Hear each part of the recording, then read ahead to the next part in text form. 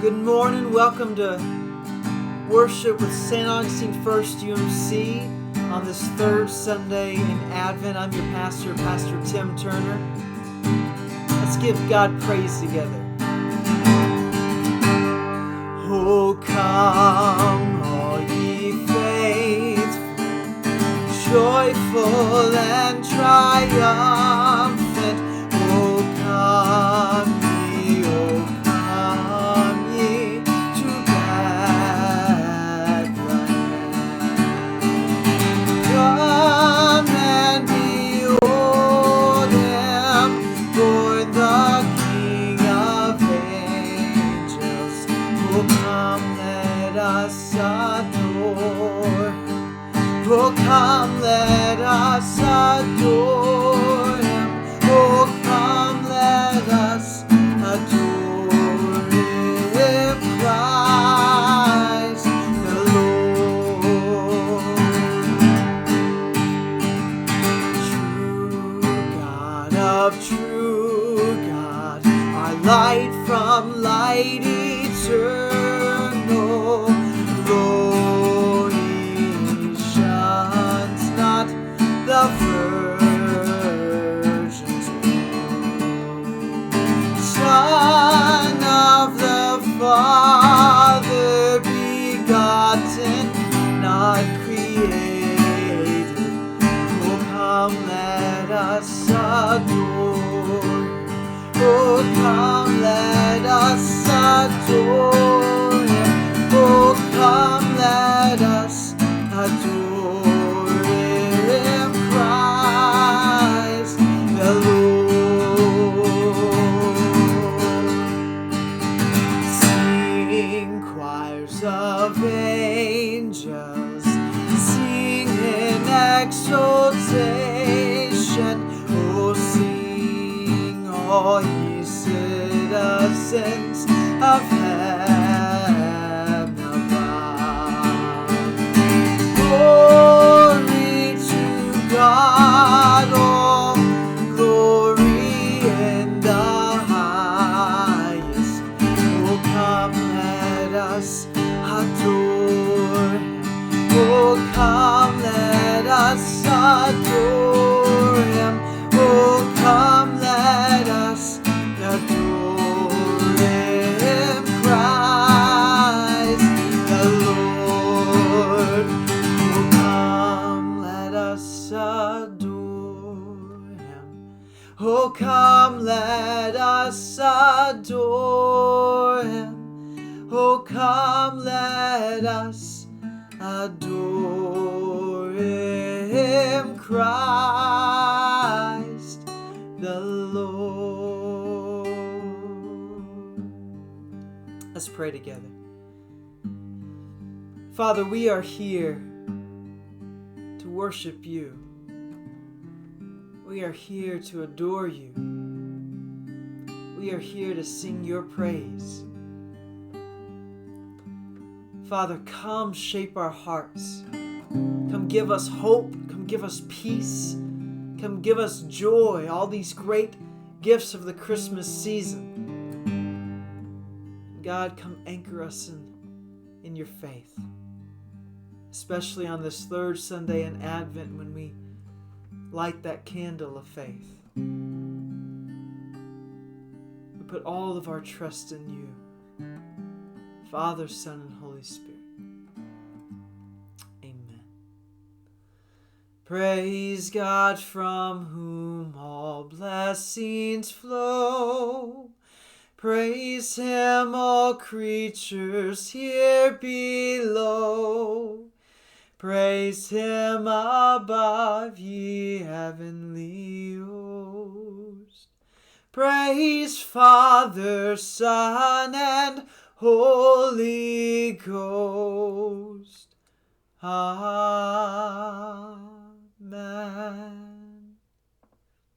Amen. Well, this morning, we're in the third Sunday of Advent, so we continue our Advent worship series, our Advent sermon series. hear heaven and nature sing. Today we continue by looking at a story, taking a detour from our story from Luke and looking at Matthew. Matthew chapter 1, verses 18 through 25. This is the story of Joseph. It's also one of the familiar Christmas stories, but hear the word of God. Now the birth of Jesus the Messiah took place in this way. When his mother Mary had been engaged to Joseph, but before they lived together, she was found to be with child from the Holy Spirit. Her husband Joseph, being a righteous man and unwilling to expose her to public disgrace, planned to dismiss her quietly. But just when he had resolved to do this, an angel of the Lord appeared to him in a dream and said, "Joseph, son of David, do not be afraid to take Mary as your wife, for the child conceived in her is from the Holy Spirit. She will bear a son, and you are to name him Jesus, for he will save his people from their sins." Now all this took place to fulfill what had been spoken by the Lord through the prophet. "Look, the virgin shall conceive and bear a son, and they shall name him Emmanuel," which means God is with us. Now when Joseph awoke from sleep, he did exactly as the angel of the Lord commanded. He took her as his wife. But he had no marital relations with her until she had borne a son, and he named him Jesus. This is the word of God. Thanks be to God. I try to feel the weight of Joseph's decisions when we read this story. I try to imagine the pressure Joseph's aging parents must have placed on him, the dramatic choice of halting his growing career reputation, all from embracing Mary as his wife. Taking Mary as his wife, it would mean a huge boost. That is before the story takes place. Taking Mary as his wife means a boost to his reputation. And after all, like himself, Mary descends from King David. Their family would have a double royal lineage if Joseph marries Mary. But then, as the story goes, news gets back to Joseph. Mary is pregnant, and it's not his child. I've often wondered how exactly that conversation went. Did Mary tell Joseph these things? If so, how did the conversation even go if Mary was the one to break the news to Joseph? I picture Mary, "Honey, I've got some news to share with you." And Joseph responding, "Well, anything, my love, share it. An angel named Gabriel showed up yesterday and told me I'd become pregnant by the Holy Spirit." Come again? "Joseph, I'm pregnant. I'm a virgin, and I'm pregnant." How did the conversation even go? Look with me back at that Matthew passage in verse 18. Now the birth of Jesus the Messiah took place in this way.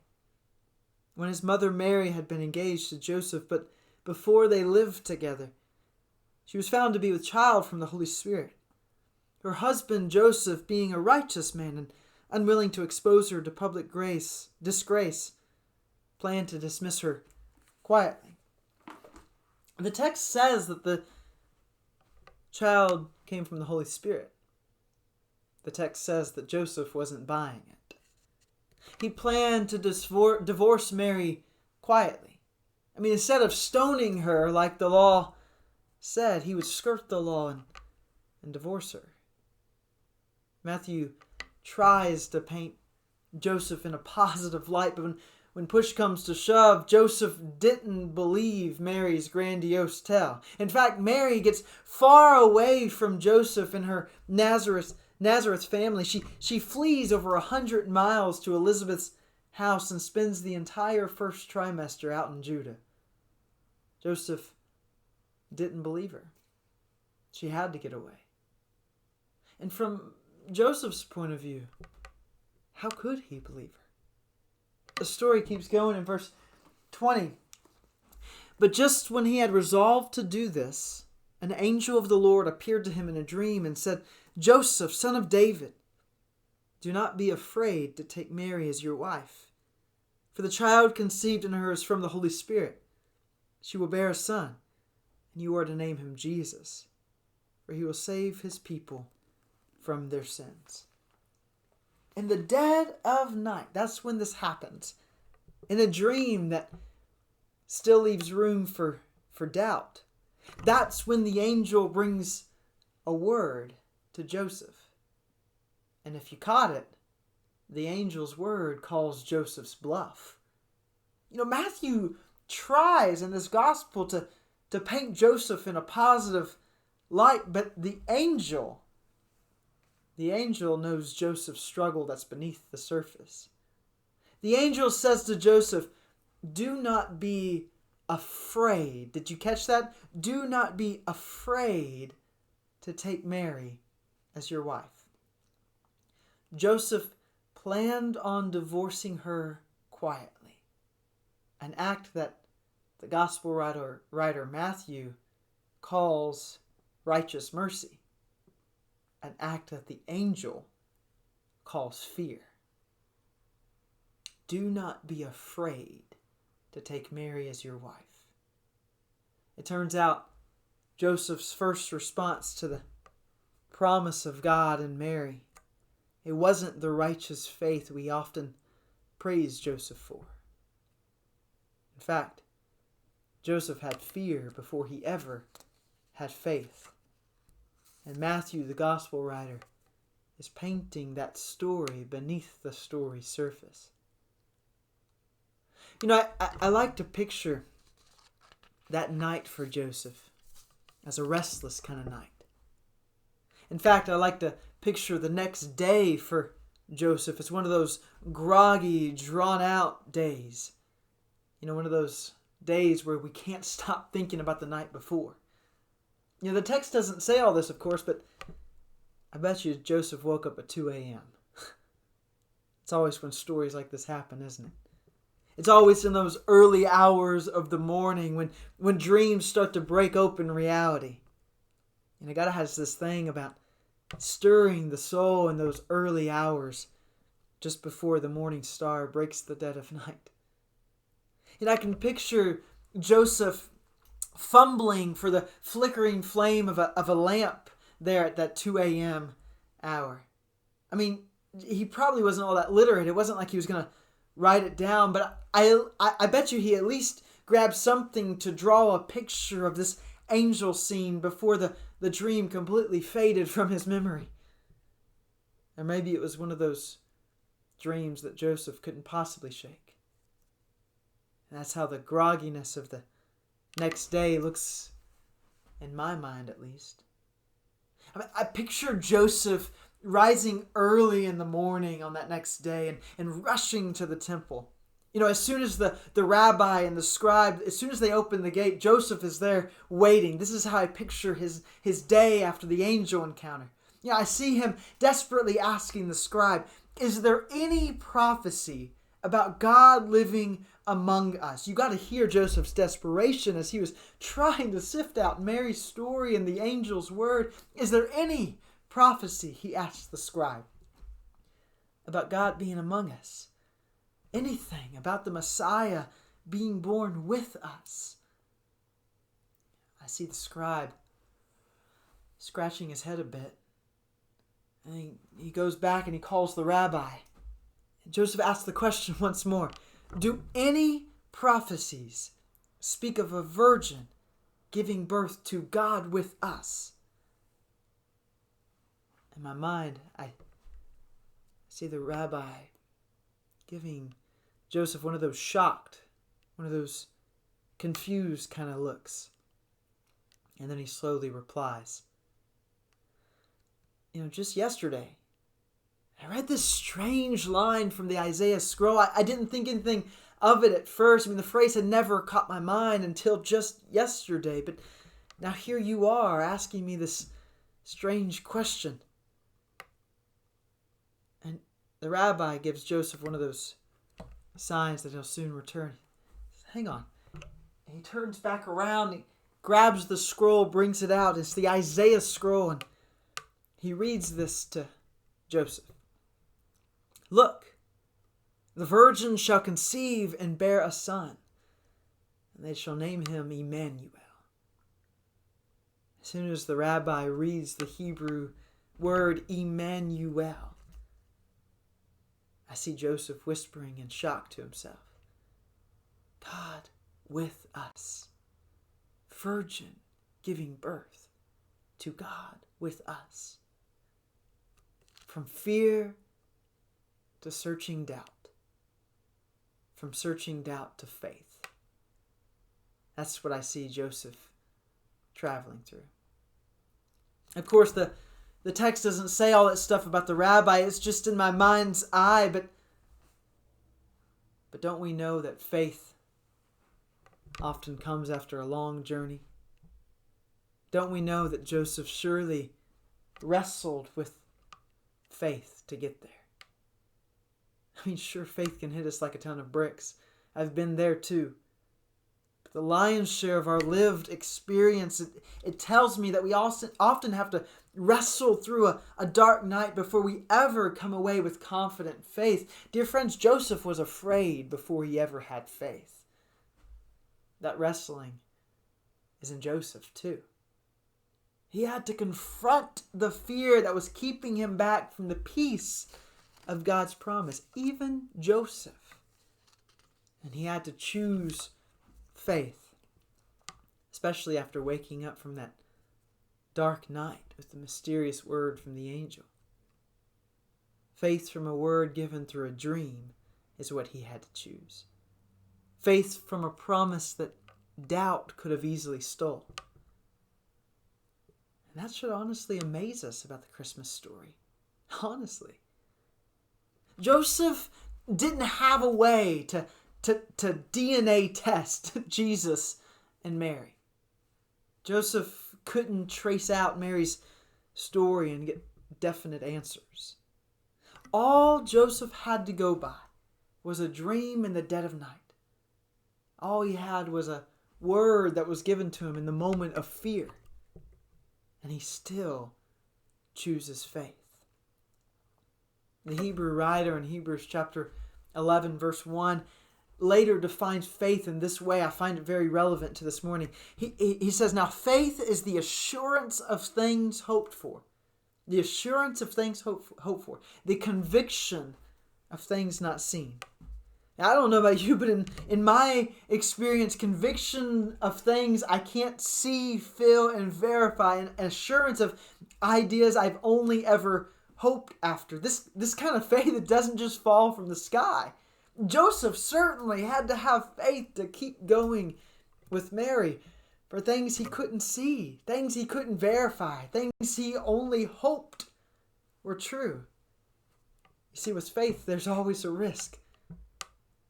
There's maybe a bit of fear at first, and there's certainly a bit of doubt we wrestle through.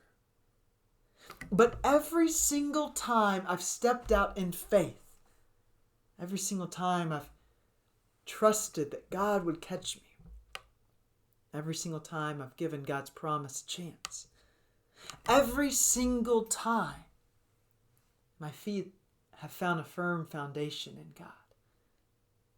And through the dark night of a faint dream, every single time I step out in faith, God moves me from fear to deeper levels of trust, deeper levels of peace, joy, and true hope. You know, I see in this story, I see Joseph struggling through that same journey from fear to faith. And I see Joseph's struggle as a mirror of our own. You know, that's why I think the name Emmanuel is so precious. That's why I think the name Emmanuel actually fits with Joseph's story so well. Emmanuel, a name that means God with us. Because God is with us, we don't have to have it all figured out before we choose hope. Because God is with us, we don't have to have all the answers before the mystery of peace settles into our hearts. Because God is with us, we don't have to see the full light of day before we trust the promise that light will come, that God will reign, that victory will be ours, because God is with us. Joseph could wake up from the dead and dark of that doubtful night and still take a bold step from fear to faith. Verse 24 gives us the rest of the story. When Joseph awoke from sleep, he did as the angel of the Lord commanded him. He took her as his wife, but had no marital relations with her until she had borne a son. And he named him Jesus. We don't walk the road alone. We don't bear the weight by ourselves. We choose faith because God is with us. I hope, I pray that we place our full trust in Emmanuel this Christmas season and find that God is most certainly with us. In the name of the Father, Son, and Holy Spirit, we pray. Amen. We're going to sing one more song together. I think you know it.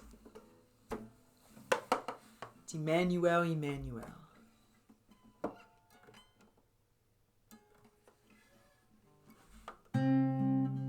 Sing it with me if you know it. Emmanuel, Emmanuel,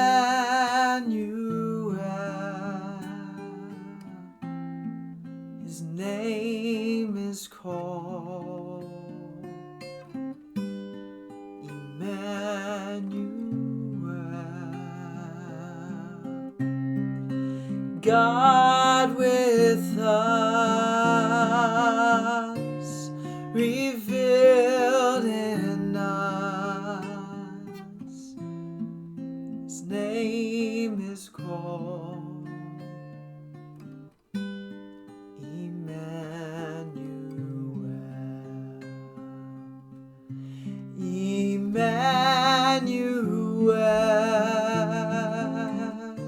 Emmanuel,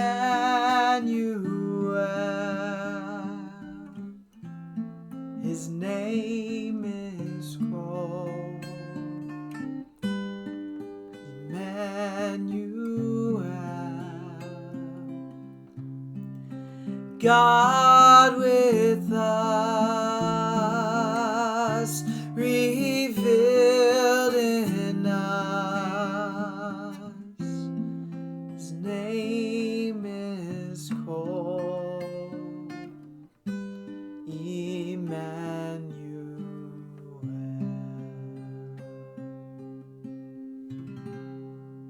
Dear people of God, I pray that you find peace in God, our Emmanuel, this week. That your faith is steady. That even though we don't quite see the end of the road yet, we will trust that God will get us there. May you go in peace. May you have health in body, soul, and spirit. And may we pursue Christ with everything we've got. In the name of the Father, Son, and Holy Spirit, we pray these things.